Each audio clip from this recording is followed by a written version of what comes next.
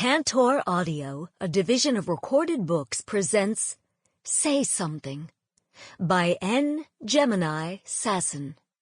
Narrated by Anne-Marie Lee and Kyle Mccarley. Chapter 1. Beam. They say pain fades with time.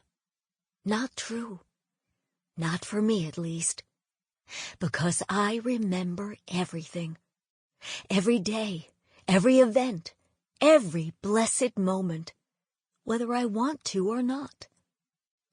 Which was why I decided to leave. For good.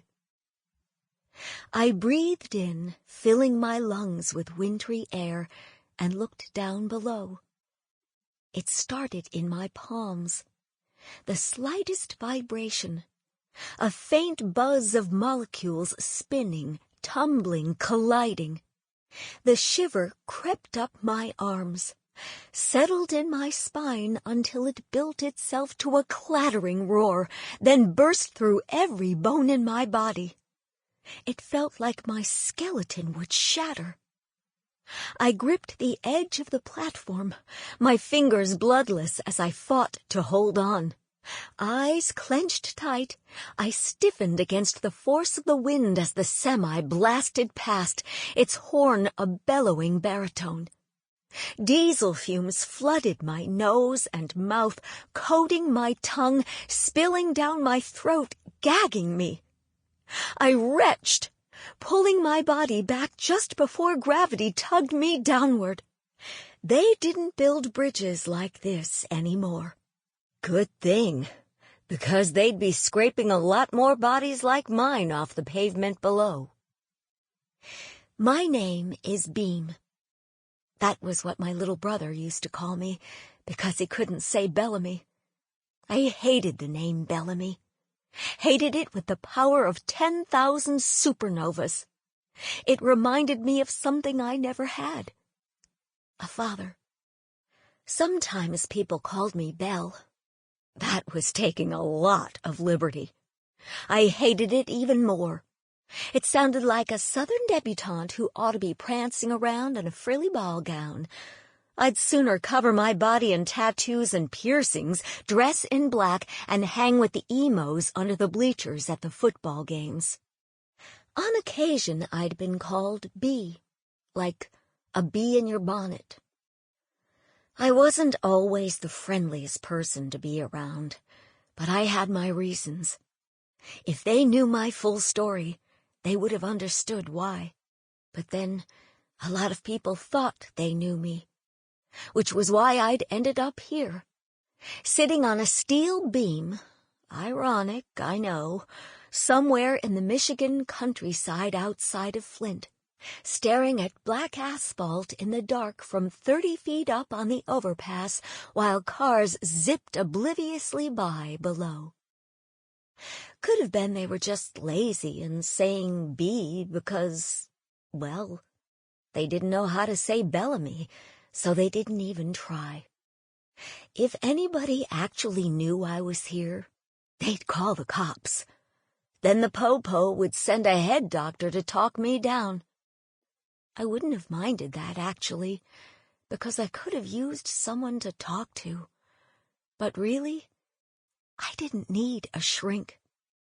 I wasn't here because I wanted to end my life.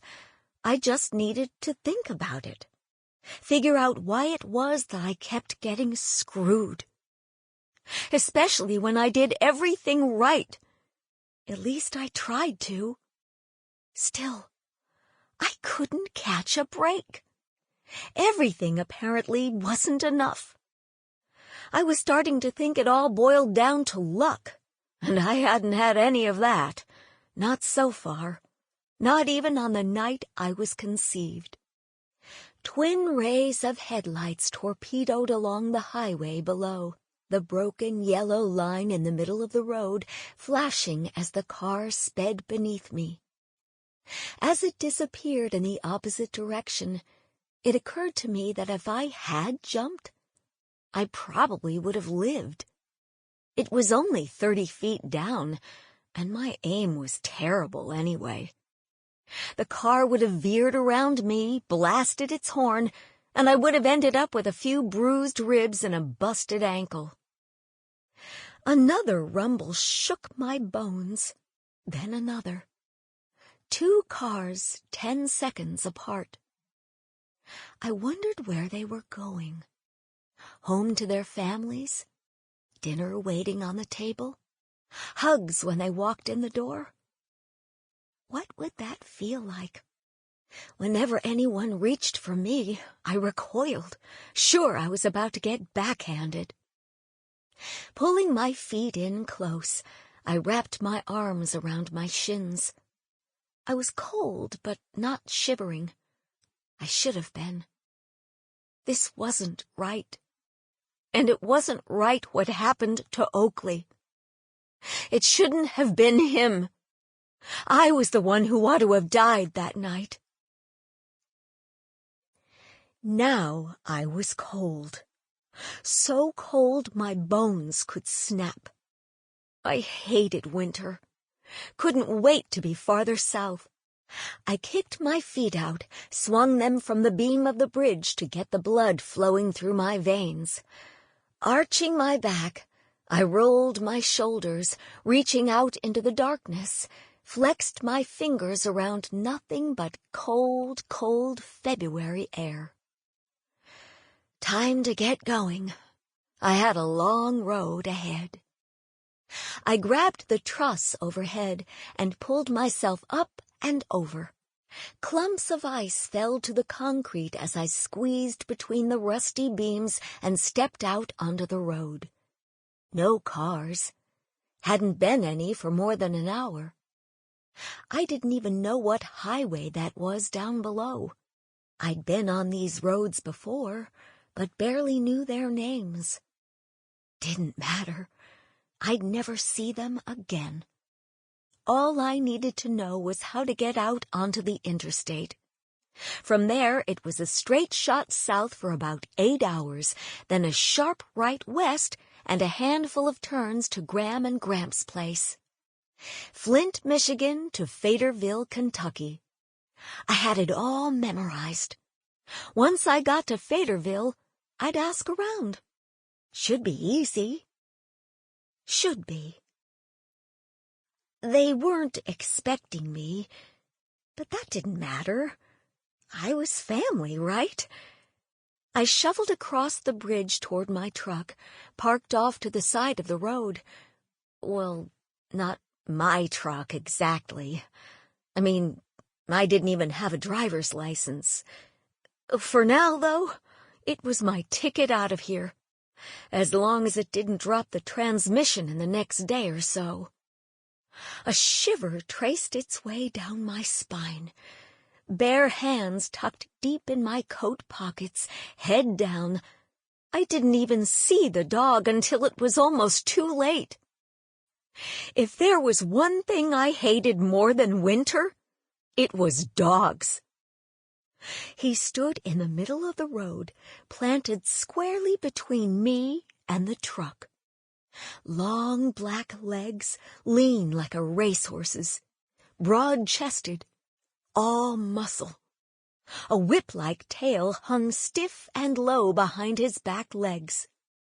There were spots of brown on his toes, a patch of it on his chest, and more on his cheeks. The muscles of his powerful jaws twitched. His tongue darted out between jagged teeth, flicked across his lips. Even before the mongrel moved toward me or made a sound, I knew I was in trouble. He tipped his nose up, sniffed the air. His lips quivered. A paw broke contact with the ground, inched forward. His head lowered. He took another step, and another. His black eyes fixed on mine. I didn't look away. Couldn't. My feet were rooted deep into the concrete on which I stood. I had no idea if this particular dog was dangerous. But I'd been hurt before. And it wasn't the memory of teeth tearing into flesh that paralyzed me. It was the fear. Yet if I stood here and did nothing, the fear would win. Again. Somewhere in the distance, a coyote howled, long and mournful. It might have been miles away, but the dog, momentarily distracted, curved his neck to look off into a wooded ridgeline behind him. Quickly, I looked around. A few feet in front of me was a fist-sized chunk of asphalt, a piece of what was now a pothole in the surface of the bridge. Just as I lunged for it, the dog jerked his head back in my direction. I closed my hand around the chunk, rough edges pressing into my palm. The dog crouched low, shoulders sinking, muscles coiled tight. He sprang at me. I brought the chunk of road up to shoulder height, gauged its weight, calculated the distance, the trajectory, and lobbed it at him, hoping beyond hope that for once my aim would be good enough. It wasn't. The chunk hit the road 5 feet in front of him, exploding into a dozen smaller pieces that bounced and skidded. But one tiny piece containing a sharp pebble nicked him in the toe. He snatched both front feet off the ground in surprise, then landed with a shudder.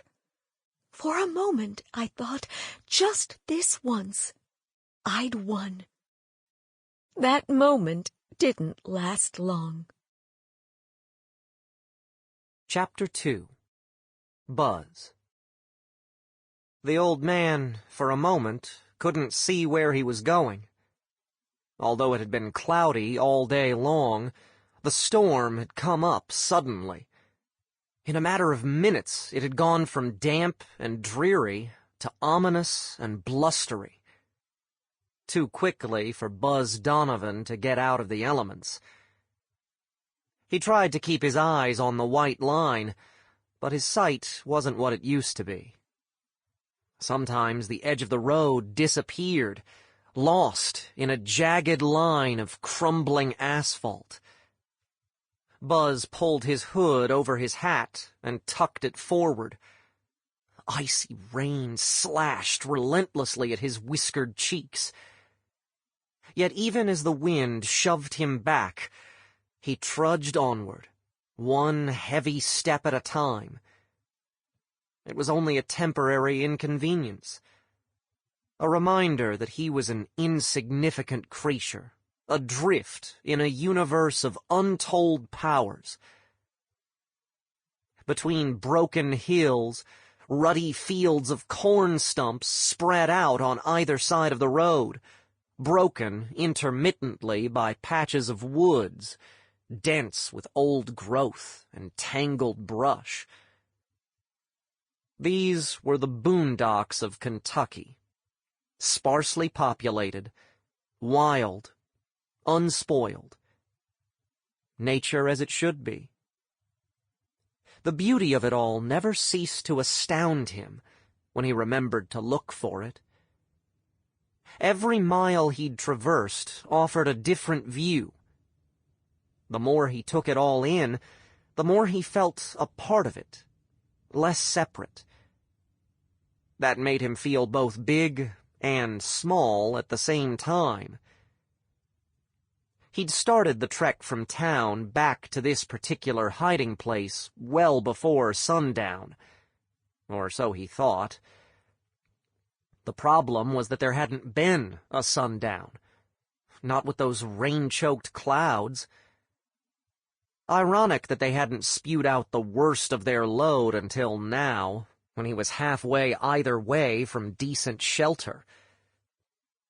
For a while, he'd tried to wait out the storm in an overhang behind some sort of union building in town, but there were too many cars coming and going down the alley, so he'd left, taking his chances that the rain would stop.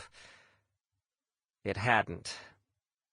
In fact, it was raining twice as hard now as it had been an hour ago.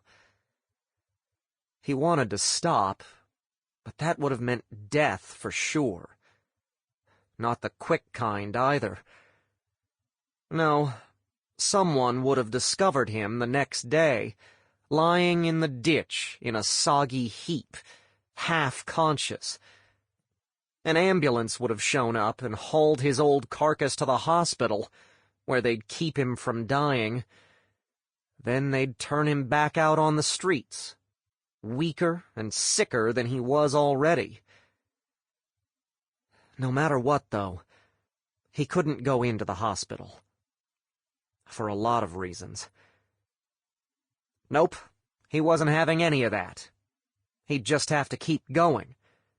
Get to the place where he'd hid his things. Dry off. Rest. Wait it out. Besides, he couldn't die.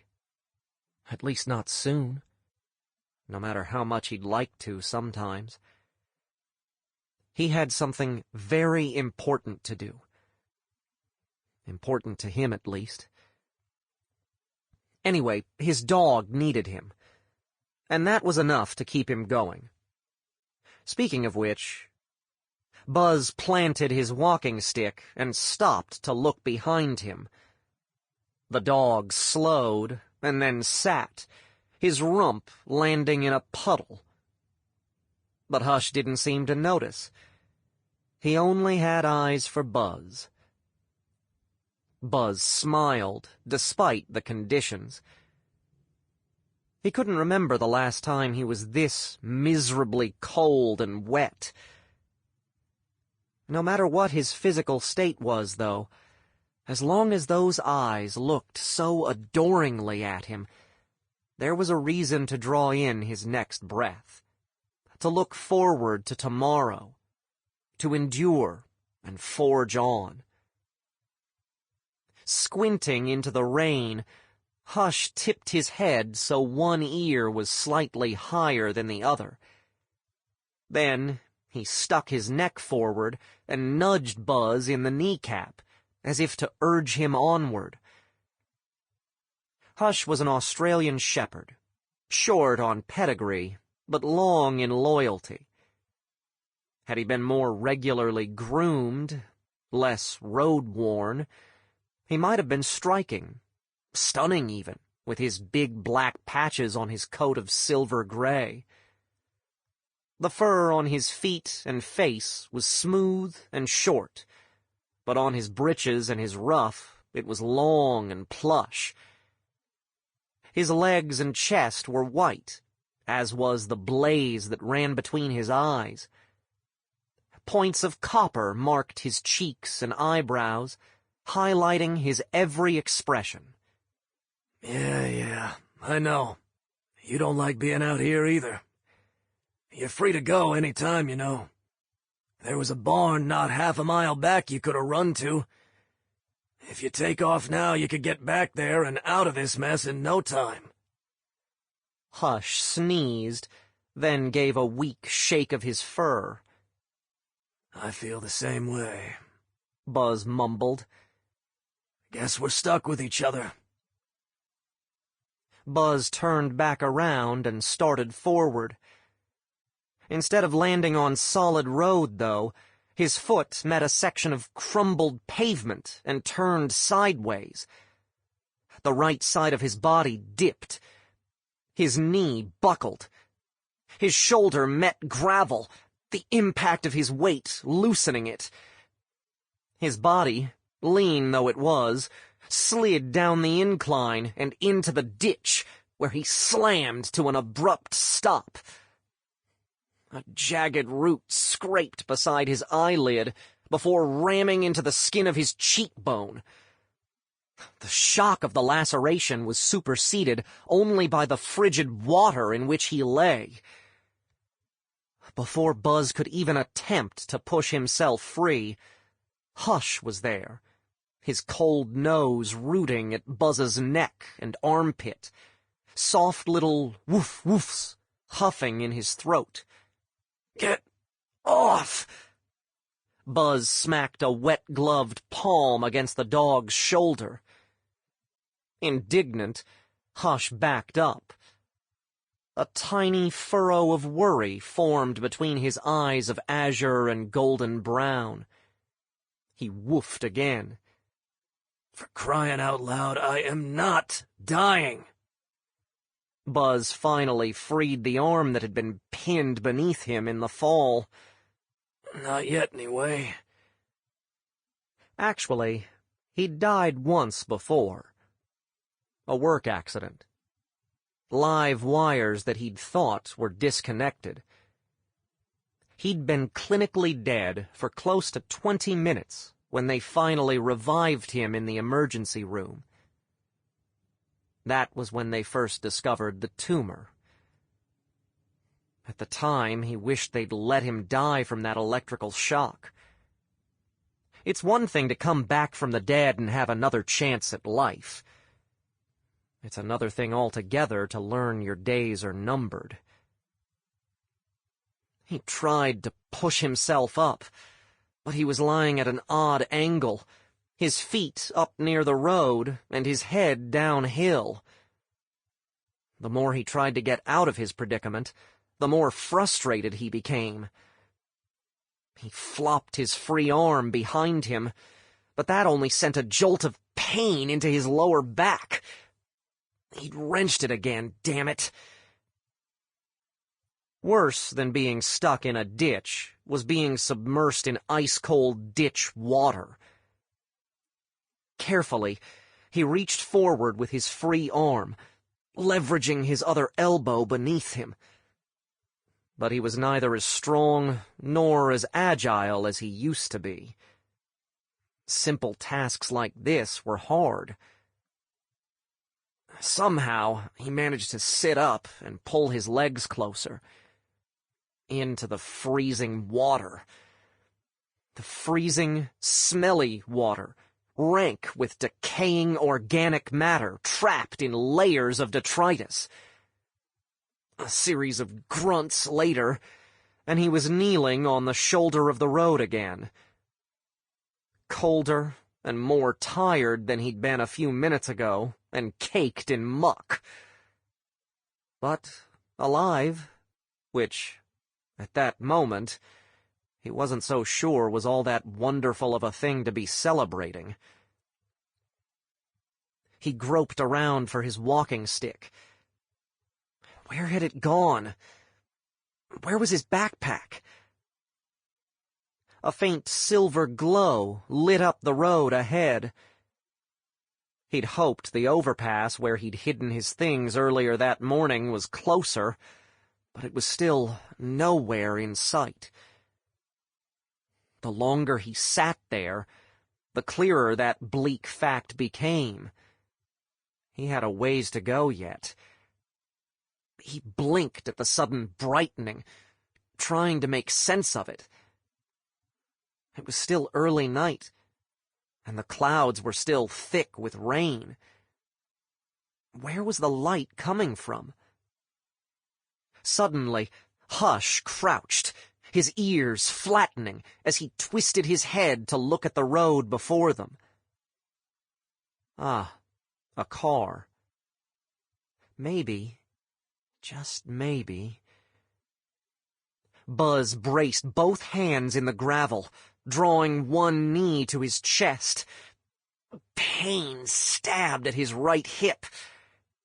He ignored it and planted his foot on the ground, leaning his weight to that side.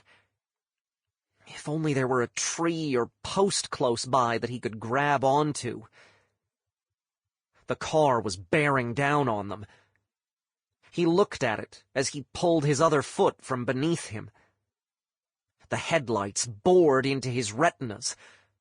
White, all-consuming light shining through the downpour. Rain slapping against the road. The aggressive roar of an engine.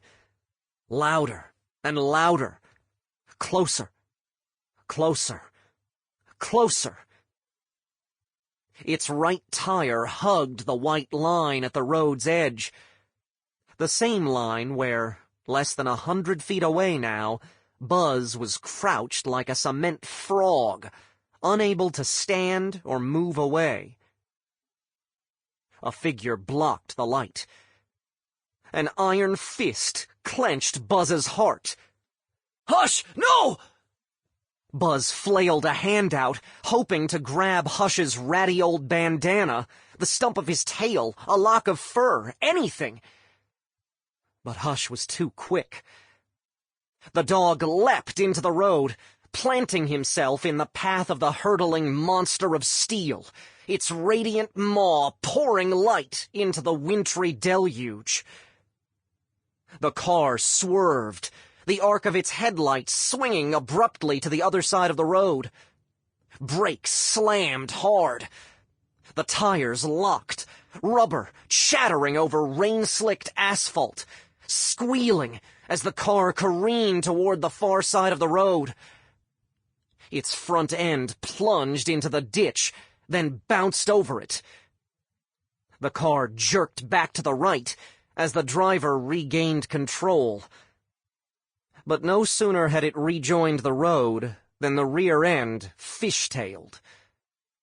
The car waggled from the far lane to the near and back again before slowing and finally stopping. Like a shot of rocket fuel, adrenaline propelled Buzz to his feet. He nearly tripped over his walking stick, then picked it up. His dog. Where was his dog now? The glow of brake lights painted a watery swath of red over the wet road as the car began to back up. Buzz's heartbeat pounded in his ears like storm-driven waves against a rocky shore. He scanned the road, left to right, and from his feet to the approaching tail lights. There was no sign of Hush, no flattened body. Then, on the near side of the road, half in the grassy ditch, Buzz saw it. A sodden lump of rain-darkened fur. Inert. Lifeless. His knees trembled, threatening to give out. The car jerked to a halt next to Buzz. The near window powered down. A twisted, angry face glared at him. What the hell are you doing out here? The man barked. Waves of shame and guilt rolled off Buzz, crashing into his chest like a tidal wave so hard he stepped back. The man pinched the steering wheel, then shifted the car into park, his expression softening. Are you okay? I'm fine, but... Thank God, Buster, 'cause I could have killed you, walking down the middle of the road like that. Once again, his features transformed abruptly, like a volcano erupting. What were you thinking? Didn't you see me coming? And what the blazes are you doing out on a night like this? Anger surged within Buzz's chest, flooding him with energy. He stomped up to the car window and leaned in. Wetness streaked down his cheek. He touched a hand to it and realized it was blood. He was too furious to feel the pain. You killed my dog. The man drew his head back. You what? I did what? Dog. My dog. You hit. The words lodged in his throat, but he forced them out between clenched teeth. My dog! Buzz gripped his walking stick. He fought the urge to smash the man's front windshield with it. As soon as the thought entered his mind, he dampened it. He sensed the man's bluster was merely a mask to hide his humiliation. Still, the man ought to at least pretend to care about his dog. I didn't see any damn dog. I almost didn't see you. The stench of alcohol permeated the air. In the cup holders of the center console were 2 opened cans of beer. Sample complete. Ready to continue?